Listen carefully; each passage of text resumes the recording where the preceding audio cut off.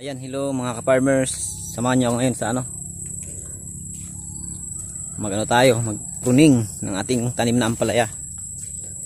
So ito yung isang magandang gawin pag mayroon tayong tanim na ampalaya. Yung pagpupruning para lumago yung ating ampalaya. So ito yung pagpupruning natin, yung mga side shoots kailangan nating tanggalin. Tulad nito.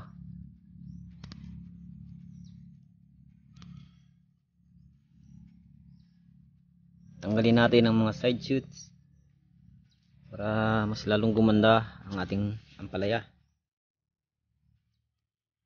So mayroong iba't ibang klase ng pagpapabunga sa ampalaya.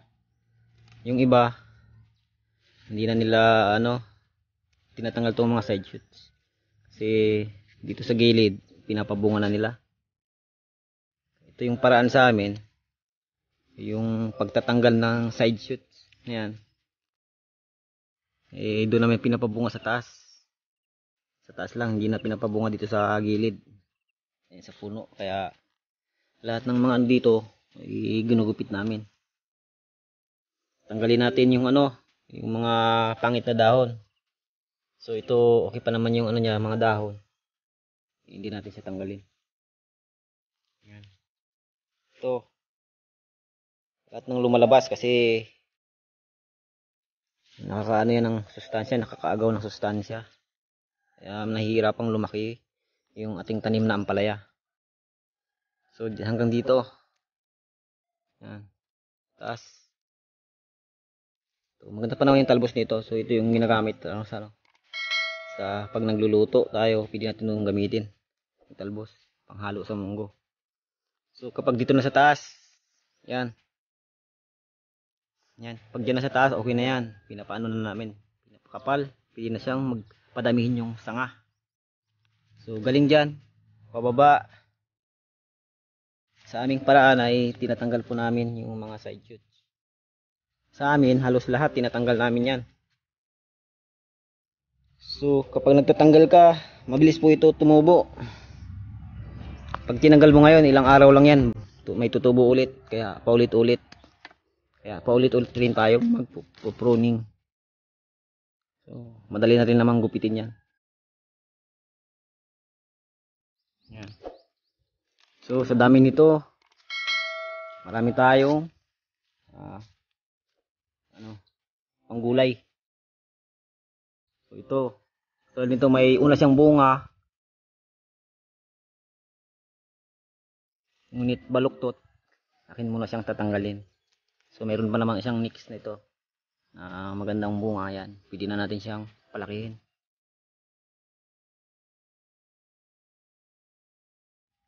Ito, ganito, tanggal.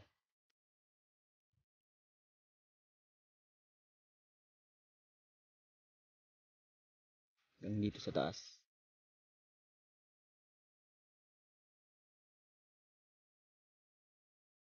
So ito, mayroon na siya ditong bunga. Yan. Pwede na natin yung ibalot. Kasi nasa taas na siya. So kapag ganito, so galing sa baba. Yan. Dapat nating tanggalin. Lalo na yung ganitong galing sa puno pa lang. Unang bunga niya dito.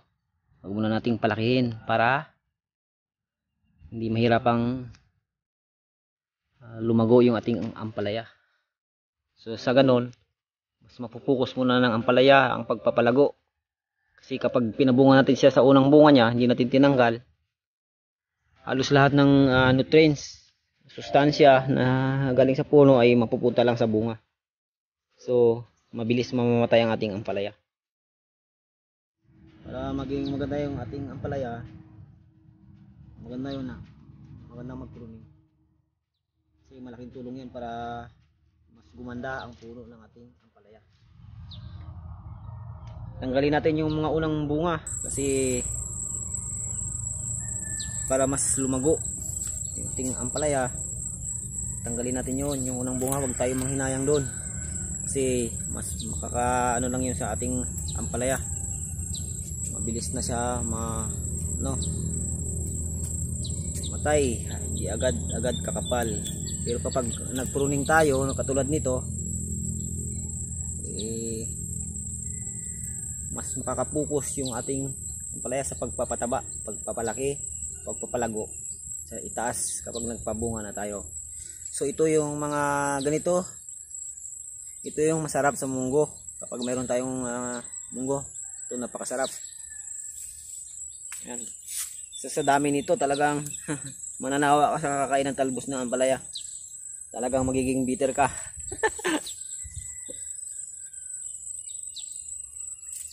Yan, sarap nito. Sa mga gustong humingi, libre ito, binibigay ko lang to. Kaya lang, sabi nila mapait, pero masarap.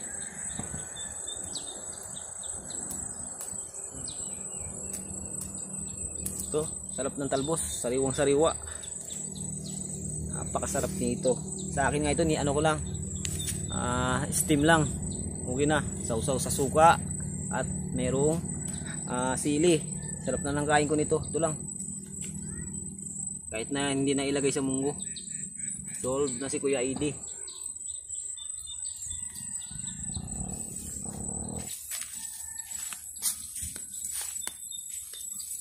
So ganito lang yan. Ang magandang gawin sa ating tanim na ampalaya ay ang pruning.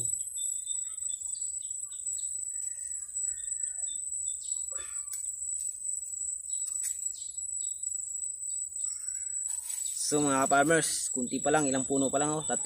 Napakadami na ng talbos.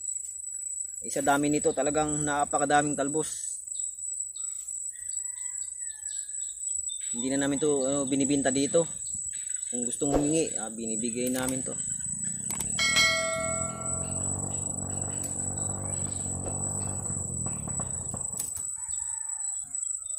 Talbos.